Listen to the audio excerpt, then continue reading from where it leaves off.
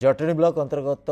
तरभोई गाँव में स्वेच्छाकृत रक्तदान शिविर अनुष्ठित हो जाए। श्री रघुनाथ जनसेवा ट्रस्ट पक्ष तरभोई सरकारी उच्च विद्यालय में एक स्वेच्छाकृत रक्तदान शिविर आयोजन कर शिविर में स्थानीय अंचल विशिष्ट व्यक्ति युवपीढ़ी स्वेच्छाकृत रक्तदान कर पाखापाखि 100 यूनिट रक्त संग्रह कर खोर्धा मेडिकल को प्रदान कर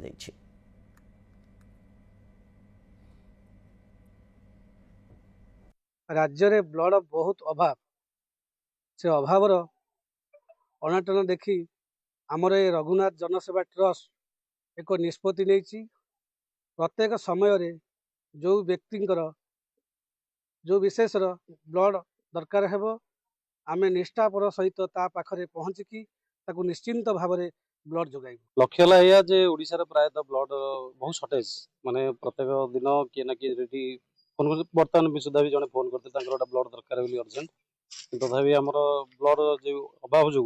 आज तथापि आम चेष्टा करूछु जे हमर गाँ रे गोटा ब्लड जो डोनेशन कैंप करके किछि ब्लड